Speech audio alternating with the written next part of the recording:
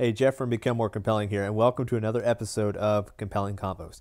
So our topic for today, this is something that's near and dear to my heart because it's something that I definitely believe in.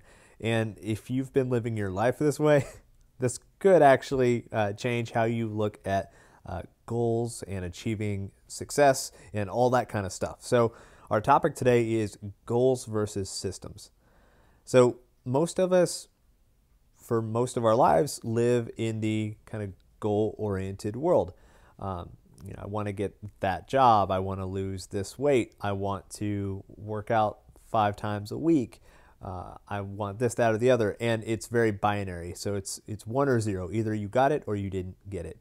The problem with goals, and I actually want to pull from an author that is really has a lot of good thinking on this topic. His name is James Clear. And he said in a tweet from 2018, your outcomes are a lagging measure of your habits. So here we could think of habits as systems. So your outcomes are a lagging measure of your habits. Your net worth is a lagging measure of your financial habits. Your weight is a lagging measure of your eating habits. Your knowledge is a lagging measure of your learning habits. You get what you repeat. All of that rolls into goals versus systems. So the thing about goals goals sound good, right? Like January 1st, we have that goal in mind. This year is going to be new year, new me. And we see gyms that, well, we're in quarantine at the time of this filming, but we saw gyms packed in January, and then come March, they're empty. So what's the deal? Goals keep you in a perpetual state of failure. So say that your goal is, maybe you're trying to gain weight and you want to gain 20 pounds. I used to be a slender guy, and so that was my goal last year and going into this year. So say that your goal is to gain 20 pounds. So you start eating, you start lifting, and if that's your binary goal, is like, okay, I've got to get this. If I don't get this, then I failed. If you gain 18.9 pounds, for example, well, you failed. Compare that to like, okay, you know what? I just want to take it really easy, and I want to enjoy the process. So I am going to eat a little more each day until I get to the right caloric number. I'm going to go to the gym after I do X activity. Maybe it's when you wake up in the morning. For me, it's when I take my wife to work, and then there's a gym at the place she works that I get access to, and so it's a perfect fit for me. And that is a system because you're just showing up every day. You're not putting a whole lot of pressure on yourself, and you're measuring results. So you want to measure your outcomes for sure, but saying like, okay, I really want to do this thing. So in the people skill world, that's what I do at Become More Compelling, saying I'll start 10 conversations today. Well, that's a goal, and that's a fair amount of pressure. A lot of people don't wake up in the morning and have a flip that they can switch where they can just go out and talk to 10 people. So if that person talks to 9 people, well, they've still failed because goals keep you in a perpetual state of failure until you receive that, until you get that goal. And then you're kind of left with a void, and you're like, well, now that I've got it, what do I do? So starting a conversation with 10 people, that's a goal. Saying, I'll start a conversation when this happens, like when people are at the water cooler. Or saying, I'll start a conversation if I see someone in line behind me at Starbucks.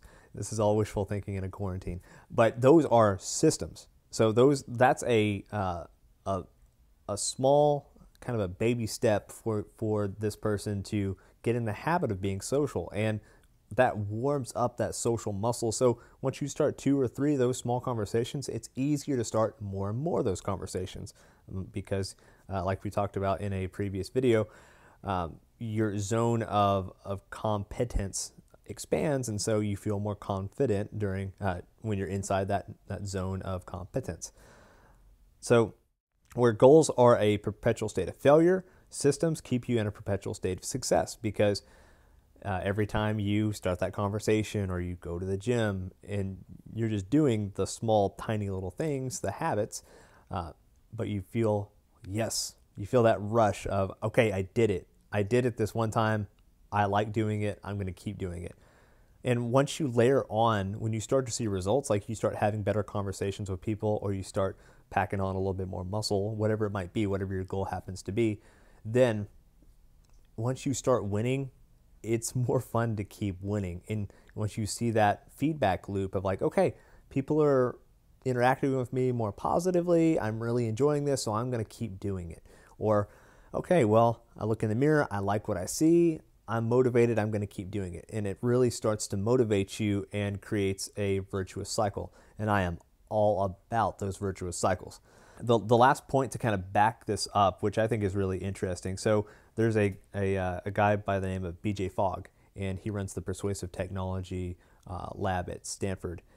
And I had a conversation with him back in 2013.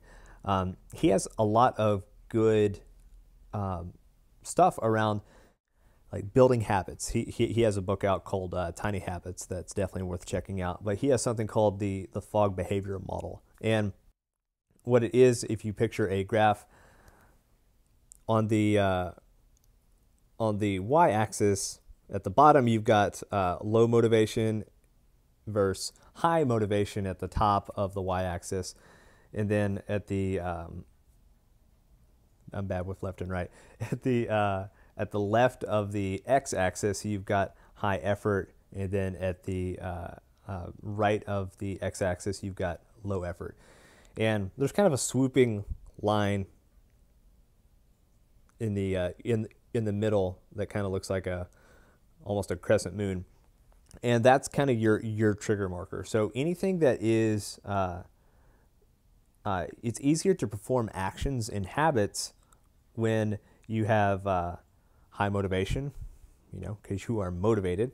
It's more difficult if those actions are high effort. So the higher the effort and the lower your motivation, you can imagine it becomes very difficult to do things.